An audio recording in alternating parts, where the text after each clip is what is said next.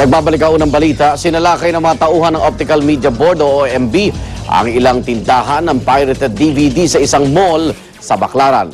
Mismo si OMB Chairman Ronnie Riquez ang nanguna sa operasyon. Kumpiskado ang tinatayang 35 milyong pisong halaga ng mga piniratang DVD.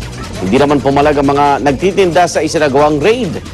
Nangako ang OMB na lalo pa nilang paigtingin ang kanilang anti-piracy campaign. Bahay ng napatay na aktor na si Ramjen Revilla na ocular inspection na ng Parañaque Regional Trial Court. Sa kwarto kung saan naganap ang pagpaslang sa aktor ay matatagpuan pang ilang gamit tulad ng dugo ang unan at sapatos ng kasintahan ni Ramjen na si Janel Manahan. Kasama rin sa natural inspection ng mga akusado sa kaso kabilang na si RJ Bautista. Sangayon ng kampo ni Janel at pamilya Bautista na palpak ang pagpreserba sa crime scene at pangangalap ng mga ebidensya. Wala pang sagot ang Task Force Ramjen sa naging komento na magkabilang panig.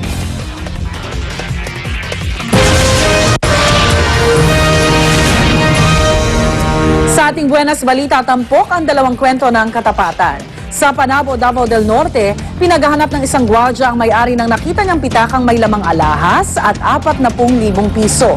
Sa Lucena, Quezon naman, kusang isinauli ng isang estudyante ang napulot niyang 100,000 piso. Narito ang report. Magbabayad sana ng buwis sa BIR si Ben Orlan sa kasamaang palad. Nalaglagan dala niyang sobrang may lamang 100,000 piso. Pero swerte raw si Ben dahil ang nakapulot sa kanyang pera, isang tapat na high school student na si May Jasper Pedernal. Ayon kay May, hindi sumagi sa kanyang isip na ibulsa na lang ang pera nang mapulot niya ito.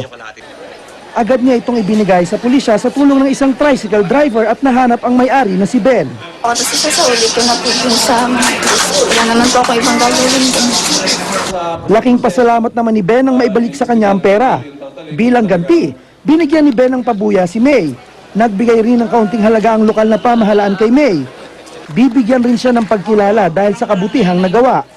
Proud na proud naman sa kanya ang kanyang mga magulang. Konting pera lang po naman yan. Sabi ko paglaki niya, kaya-kaya pa niyang kitain yun. Nagsimba ang security guard na si Remigio de Lasan at kanyang asawa nitong Sabado sa Panabo, Davao del Norte. Habang naglalakad pa uwi ang mag-asawa, nakakita sila ng isang pitaka sa kalsada. Nang buksan nila ito sa bahay, nakita nilang naglalaman ito ng 40,000 piso, alahas at ilang dokumento. Kahit pa nangangailangan ng pera, hindi nagdalawang isip ang mag-asawa na isoli sa may-ari ang pitaka. Nagpapatulong sila ngayon sa himpilan ng RGMA doon para matunto ng may-ari.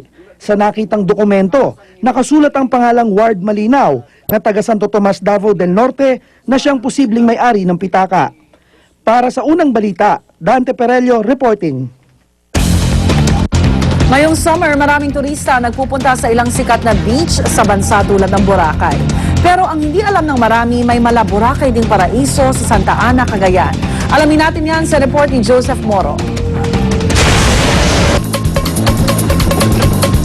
Sa dulo ng Pilipinas, may magandang lihim raw na nagkukubli. Sa dulo ng Sierra Madre Mountain Range sa harap ng Pacific Ocean, ito ang makikita. Kung hindi pa siguro dahil dun sa storya ng North Korean rocket launch ay hindi tayo mapapadpad sa tuktok ng Pilipinas dito sa Santa Ana, Cagayan. Abay, may sikreto at gandang tinatago pala ang probinsya. Ang tawag nila dito, Angie Beach. Pwedeng ikumpara sa Boracay. Asul na tubig, white sand din, pero ang lamang nito, mas tahimik para sa mga gustong magpahinga lamang. Si Aika tumakas muna sa ingay ng syudad, kasama ang ilang kamag-anak at kaibigan, nag-sunbathing sila na parang sila ang may-ari ng malawak na beach. Super wonderful talaga. Tapos parang as in look-alike ng Bora. White sand, tsaka ang ganda ng place. Parang talagang napaka-nature. Lahat ng mga taong talagang nature lover is pwede sila dito.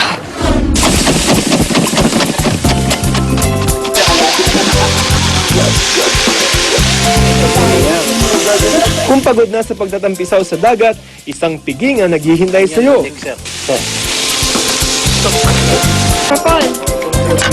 Boodle fight style.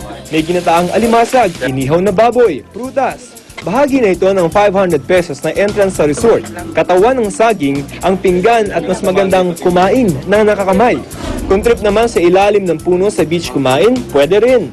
Sobrang ganda kasi parang konti lang talaga yung may alam dito. Nirecommend sa akin ng uncle ko from Gonzaga, na taga Cagayan din.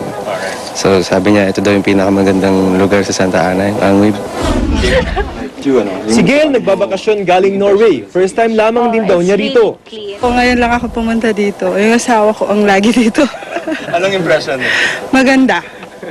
Galing ako sa Palawan last week. Compared sa Palawan, maganda rin dito.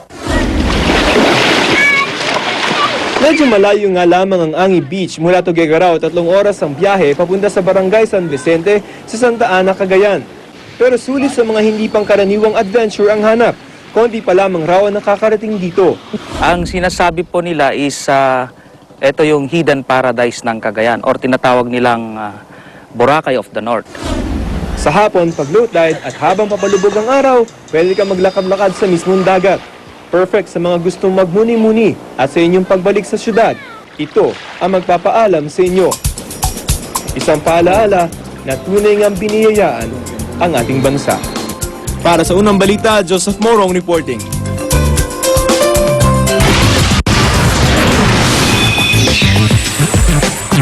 Art Evangelista nagsalita na tungkol sa hiwalayan nila ng boyfriend na si Daniel Matsunaga. Pero matipid ang mga sagot ng Kapuso actress tungkol sa issue habang nasa special screening siya ng pelikula ng legacy co-star na si Alessandra De Rossi. Kapansin-pansing halos maluha si Hart nang patuloy na usisain tungkol sa breakup nila ng boyfriend. Iginiit naman ng aktres na maayos ang kanyang lagay at naniniwala siyang para sa kaibubuti ng lahat ang nangyari. Like I said in the beginning of each relationship, you hope for the best, but there's nothing, what do you call this, certain in life, and there's nothing permanent. It's always change.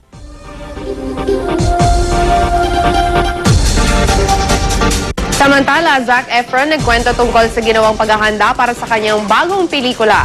Sa movie premiere ng The Lucky One, sinabi ng aktor na nag-training daw siya sa ilalim ng isang Navy SEAL sa loob ng 5 buwan para mag-gain ng 17 pounds of muscle for his role. Matagal niya na raw gustong mag-transform physically para sa isang challenging role. Base ang The Lucky One sa isang novel ni Nicholas Sparks. Sa pelikula, gumanap bilang isang Marine si Zac na matapos ang duty sa Iraq, umuwi sa Amerika para hanapin ang napupusuang magandang babae. Sumikat si Zac sa 3 installment ng Disney Channel original movie na High School Musical.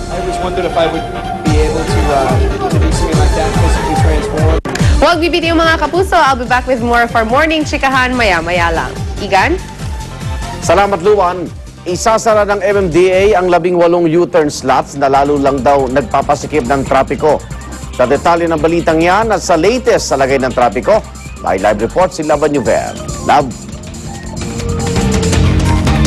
Eto na nga, Igan, marami sa ating mga motorista ay medyo umaangal dun sa ibang mga U-turn slots na sa tingin nila hindi naman masyadong napapakinabangan at nagpapaskip pa nga ng daloy ng trapiko. Sisimula na po sa buwan ng Mayo ang pagsasara ng may 18 U-turn slots. Yan po yung mga sumusunod. Ito po, C5, bago po mag-Green Meadows at Industria. Sa may C5 Katipunan, tapat po ng La Vista. Rojas Boulevard, bago mag-Mia Road Intersection. Rojas Boulevard, bago mag-Airport Road. E. Rodriguez Avenue, sa tapat po ng dating Quezon Institute. Ito, malito Ang Araneta Avenue, bago mag-Bayani at E. Rodriguez.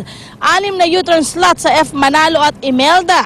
6 na U-turn slots sa D. Tuazon at Roosevelt. Ang intersection naman daw po nabubuksan na yung mga sumusunod sa may Banawe, D. Tuazon at Roosevelt sa Quezon Avenue. Amang Rodriguez Intersection, Marcos Highway kasali rin po. Ang ilang U-turn slot na isinara sa Commonwealth Avenue, Katipunan Avenue at Quezon Avenue sa Quezon City. Meron na po itong mga isinara, itong mga lugar na nabanggit ko. Sa Metro Manila naman po, tinatayang may 120 na U-turn slots din po ang isasara. Ayon sa MMDA, hindi madali ang magsara ng U-turn slot dahil kapag nagsara na, kailangan magbukas ng intersection. At hindi rin daw po madaling magbukas ng intersection dahil kailangan pa ng mga bagong traffic lights. Okay, mula naman po dyan sa ating report. Ngayon naman po natin ang ating mga kalsadahan sa mga oras na ito. Makikita ho natin mga kapuso, itong daloy ng trapiko ngayon, yan po mga nakikita nyong umaandar ay galing ho ng Ortigas Avenue. At nakikita natin na kumakaliwa sila sa EDSA. Tuloy-tuloy pa naman po ang daloy ng trapiko, maski po yung mga sasakyan ang gagaling ng San Juan patungo po ng EDSA. Ito na po na mga nakatalikod ng sasakyan ay wala naman hong masyadong problema. Yung flyover natin patungo ng San Juan, wala rin hong problema.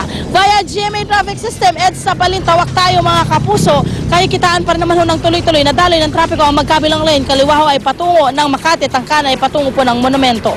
Sa may EDSA Kamuning flyover naman mga kapuso, makikita ho natin ang mahaba na pong pila.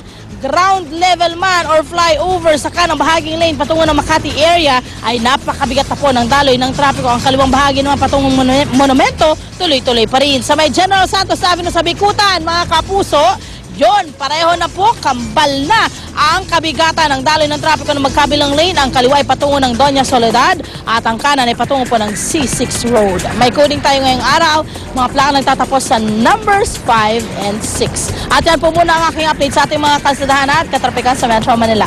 Ako rin po nag-iisang reyna ng kalsada, laban nyo, Bear! Smile mga dyan, never a thing. Balik sa'yo, Igan. Maraming salamat, Love Annuver. At ang hirit namin mamaya, binatilyo, nalunod sa swimming pool ng isang resort sa Florida Blanca, Pampanga.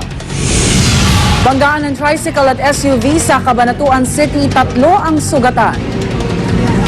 Abangan yan at iba pa sa unang balita mamaya.